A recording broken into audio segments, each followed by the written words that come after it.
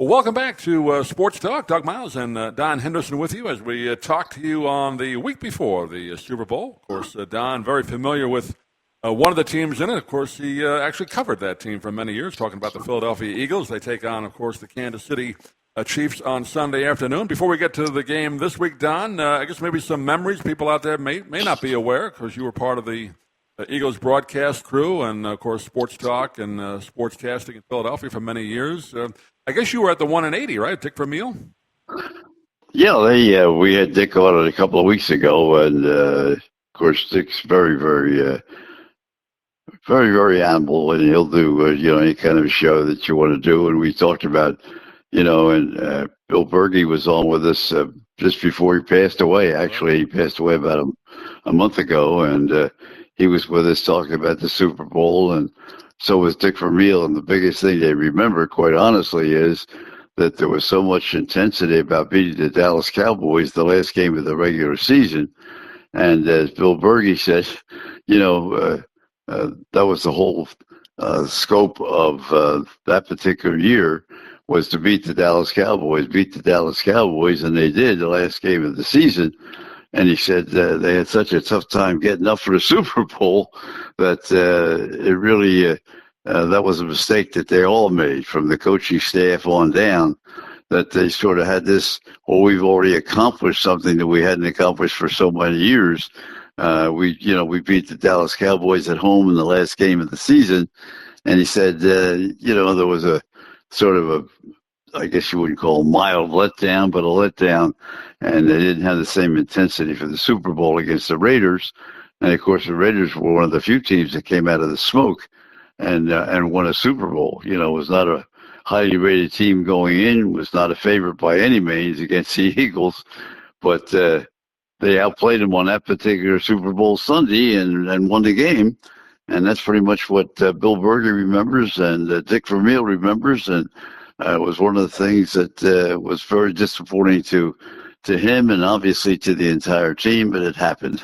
That was the Jim Plunkett year, right? For the Raiders. Back to the West Coast after being with New England for many years. And you're right. I think they had not a great record that year. Maybe won 9 games, maybe 10 at the most. But it was. I can't. Team. No, I can't remember the exact wins and losses, to be honest with you. But you're right. It was a less than formidable opponent when you thought about it, because their record was not that great during the regular season, and but the Eagles just couldn't put it together, and she came up on the short end. But I think this week or this time, it's going to be a different story. I mean, both teams are really ready to play.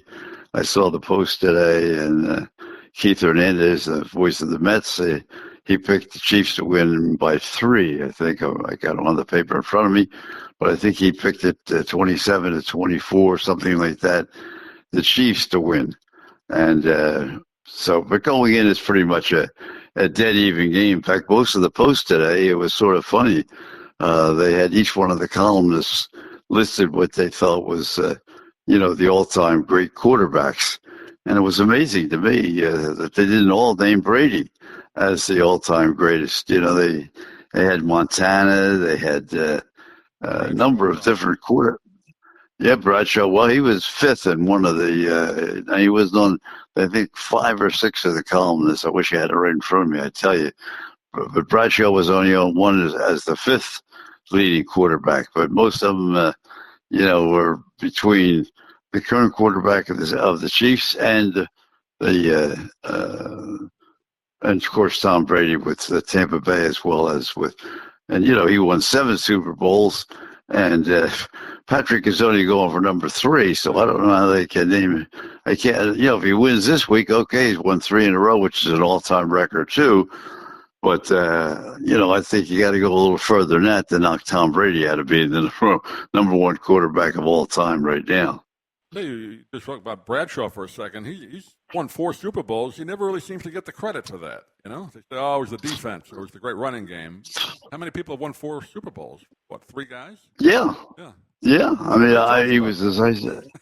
Yeah, as I say, I remember. I'm just going from memory now, reading it this morning, and he was on one of all the writers in the Post. He was only on one of the top 5 and he was number 5 on that one. But they were pretty much spread around. There were some, that really surprised me, to be honest with you.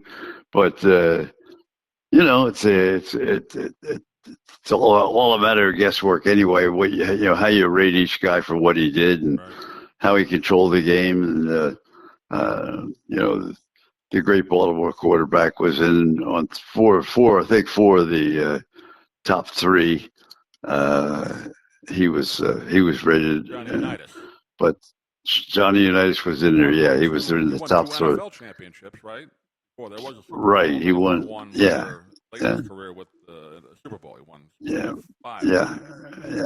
yeah. Well, he got hurt in that one Super Bowl, and the one against the former banged up. And exactly right, and that's what he was relieved of that quarterback. But they won the Super Bowl. They lost it to the Jets, I should say. 2 years that's later, when they won it, Super Bowl 5 against the Cowboys. Exactly. Yeah, I thought the game. I just watched both the championship games. The previous 2 weeks ago, week and a half ago, as we talked, and I figured once the Eagles won, they won that game pretty easily. The championship game, I thought it would be a pick-em, but I guess it's a 1.5. Yeah. Right now, which is basically a pick-em. Yeah. Yeah. Well, as I say, I think that's the latest I've seen. Yeah, I think most of the experts feel it's a pretty much a level game, almost a no pick. And but you're right. The most of the line right now is 1.5. But to me, it's not a home field advantage because they're playing the Super Bowl, so I don't see any advantage there. But they're picking. They're picking it all on the base of Mahone and how he can play and do so many things more maybe than the Philadelphia Eagles are going to be able to do from a quarterback standpoint. I don't know if that's necessarily true because he's had a very good season, and of course Bradley's just breaking records one after another. So I think it's pretty much a pick-em game myself. I'm not betting on the game obviously, but that would be my thought going in. I'd say, this is pretty much a pick 'em. And I think what they're doing, most of the experts are doing, they're looking at past performance of what the Raiders or what the Chiefs have done this year. And 11 games they've won in 7 points or less, 11 out of the total wins. Right. And that's, I think that's, exactly. And I think that's what their separation point is, and that's why they're a 1.5 favorite. That's the way I look at it. Whether that's a fair evaluation, I don't know, but that's the way I think they're looking at it, saying, hey, they got a quarterback that if they get down to the fourth quarter in the last 5 minutes and it's a tie game, he'll find a way to win it. So that's where they come up with the 1.5, I guess. I know Andy Reid, of course, the coach of the Chiefs now, former coach of the Eagles, pretty well, kind of almost quietly in a weird way. There was always the talk, he couldn't win the big one until he did. But gone to Kansas City now and turned that into almost, the Patriots of the Midwest. Well, that's why I say if you win this one, nobody's ever won 3 in a row. No. Quarterbacks have won X number of games, but nobody's ever won 3 in a row. And so he'll be number 1. And right away, the speculation again was at the end of next year, if he does win 3 in a row, that, he's going to back off and maybe retire. I don't necessarily think he's going to do that. But again, a couple of articles in the paper the last couple of days, will he think now if he gets a three-peat, plus the season that they've had, grinding out game after game after game, as we say, winning with less than 7-point spread, will he decide to pack it in? How many players are going to leave the Packers after this year? He's been very, very fortunate that, money-wise, they've worked the cap extremely well. And from a general manager standpoint, every time they lose a player of real top quality, they get somebody else to come right in and play. And they've been very fortunate doing that as well, as was pointed out in a number of articles this week. How much more can you do than you've done for Andy Reid and as Andy Reid has done for the team? So we'll see what he does, whether he decides if he's 3 feet, does he step down? I don't know. Your guess is as good as mine. Is. Do you, Don? Does he have several years left? I don't know what his deal. I don't know what the. I imagine he has something that was still go on after this year. Yeah. Nothing on it. No, I don't think so either. But I don't know exactly what his contract is for next year and how it folds out, or what he's decided to, what discussions he's had. As they said, they don't have, you don't get a lot of information from behind the scenes with the Chiefs. Yeah. They keep everything under wrap until they do it.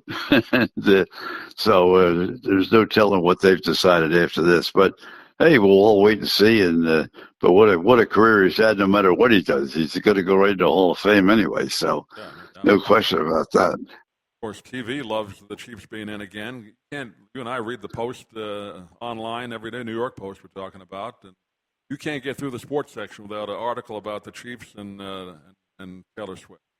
That'll be nice if that goes away. But it probably won't. Well, we'll say. For that reason, too. Not only that I know you, the Eagles broadcast, I'm pulling for the Eagles for that reason, too.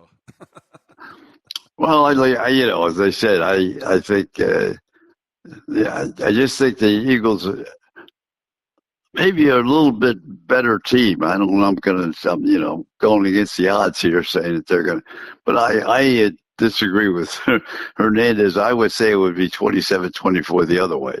I think the Eagles have a great chance to win this game, and we'll just have to sit back and wait. I think it's going to be a terrific, one of the few that should be a really terrific game. Most of the Super Bowls, in my mind, have not been very interesting, but I think this one it could be very, very good. Also, the ratings for the last two Super Bowls have been unbelievably record-breaking. Kind of surprised some people 2 years ago. The ratings for the NFL have kind of gone down with all the woke stuff, but the Super Bowl last year, I think, was the highest at 124 million. This might top it.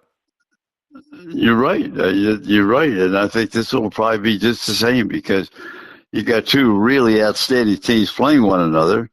They're playing at the ideal time. They're coming on at 6:30, right. So they're playing at the ideal time. The only thing they don't have, but that's only from an amateur standpoint. I didn't like the halftime shows of the last couple of years, but they were big name people. They were big. The person is the star of the halftime show this year. To be honest with you, I really don't even know who he is. I know. I heard the name. I know that. That's exactly. I heard the name, but I don't know him. So whether he'll be a big draw like the others, that I can't tell you. But the game itself should be very, very good. Yeah, I don't watch the halftime shows anyway, but I think most people, I think the kids watch it. Young teenagers watch it. Yes, as I say, I don't. I knew obviously who the last two were because they were superstar people outside of my realm. I don't listen to their music, and I don't know who they. I don't know their songs, but most of the music people love it. So, but I don't think they have a name like that this year. I don't know who the guy is. Not like when the Chiefs won it back in 1970 when you had Al Hurt and Doc Severinsen. Yeah. Well, there wouldn't. Yeah, that was before the present commissioner. The commissioner has a different view of what halftime should be. Got some issues. And he and now he's got the expansion on the mind, and they're going to play a Super Bowl outside the United States in England. Well, you got to be kidding me. And, he doesn't stay to the league press conference, and I think they were talking about. I saw a story about Australia perhaps being a game actually for the Eagles. Perhaps they have to agree to it. Eagles may play a regular season game in Australia, not next year, but the following. That's crazy. It's just out of sight. Yeah, you got your 24-hour difference, so I don't understand why they're doing it, but they're doing it, and that's what he. Well, I don't understand why they're doing it. They're doing it for money. They don't care about it.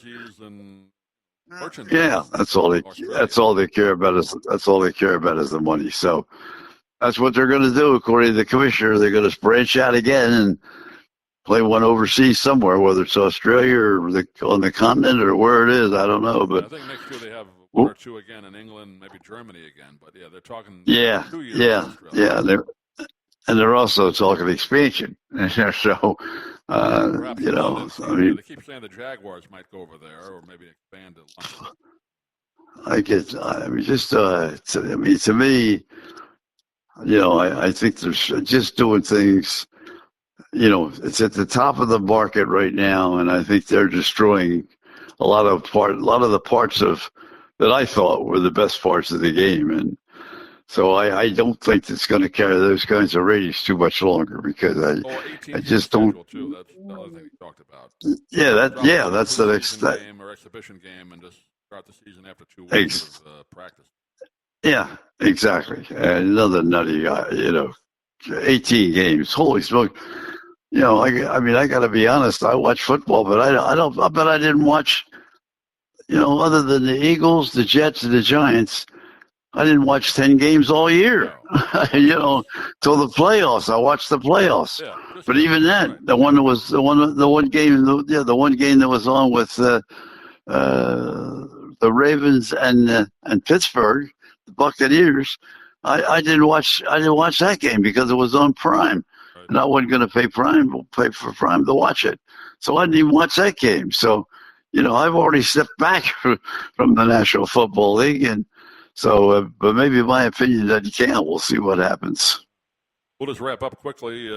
That's our Super Bowl thoughts, but we'll do a quick thing on the Rays situation. I know you've been following it on the Wednesday show you guys have done, and you and I have been doing it for a long time as well. And of course, still kind of up in the air. Remember, the city council and the commission voted, okay, we're going to go through with our part of the agreement, and nothing's happened since then. So really kind of in limbo. No, well, what happened there the last part that we did on the show was 4-3 vote yes by the council. But then the election came along. Yeah. Right, and all the commissioners that were in, or not all of them, but majority of them went out. And it became a 9 council vote, and it was 8-1 against. First of all, spending the money to build a new stadium. Oh, it was. And it was 8-1 against it. So now that's where they are. They're deciding now whether the Rays have definitely, they're going to play at Steinbrenner this year, so that's definite. But they're going to try to induce people in Tampa to get the commissioners to vote yes, but the Rays aren't really putting any money in. So they don't want to put how can you ask? No, that's what I mean. So how can you ask the taxpayers of the county and the city to put in money to build a stadium? Was supposed to be like a $2 million or $1.5 million stadium, which. Is that what it was? $2 billion? $1.5 billion. That was the original estimate, but it'll be more than that. Yeah. Oh, yeah. So that's where it stands right now. It's in limbo.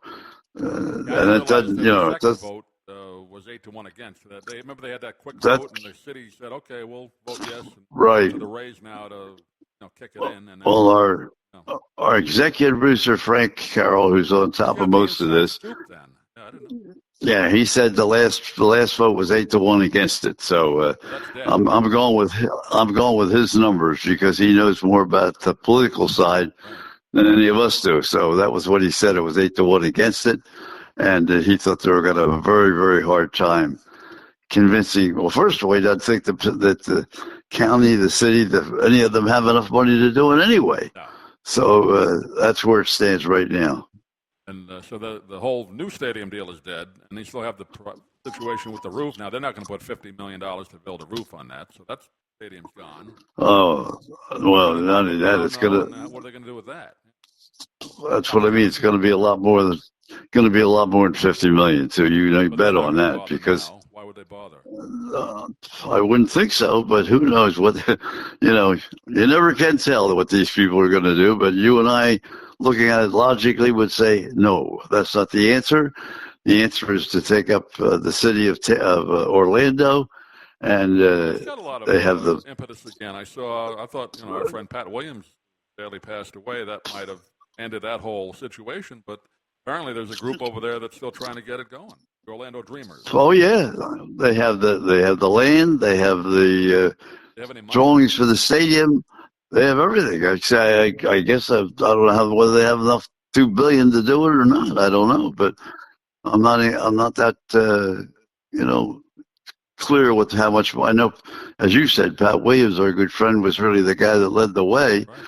He initiated the Magic coming in and the NBA, so he'd been through it before.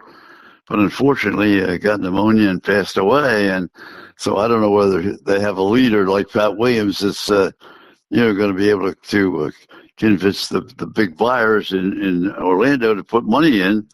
And because as you said, you got $2 billion is like a gift today in today's market. Right. Yeah, the Yankee deal, Yankees Steinbrenner Field. That's only a 1-year deal. Yankees aren't going to let him do it. Yes. Baseball doesn't. No, do it. 1 year. 1 year. No, it's a 1 year. It's a 1 year deal. They'll play it at Steinbrenner Field with I think they said 11,000. They could put auxiliary seats in and so forth. Another 2,000 if they want with bleachers. Yeah. The maximum would be probably around 11,000, which, as they said, is, and truthfully, I mean, the Rays only average 10,000 all year. Now, whether they would be able to jump that up to more than 11,000 if they played in Orlando, only time will tell. But I would think that would be a lot bigger commitment to go into Orlando because you're talking about stadium, you're talking about season ticket holders and all the rest of it. So I'm assuming it would be a big deal over there. Right. So yeah, I'll have to decide there, and hopefully we'll be going to see some of our Orioles. We put in for our credentials, so if they're kind to us again, hopefully we'll get to see games. I'm with you. I'm with you. If we get the Sparks to go in, we'll be there. The convoy I read, they send out emails. It's on its way to Sarasota. I think this week. Yep. There'll be pictures in the Herald Tribune of the trucks unloading at Ed Smith Stadium this week. Look forward to heading out there soon. But Don, I guess that'll wrap it up for our Super Bowl preview shot here, and we'll talk to you again soon. Thanks for listening, everybody.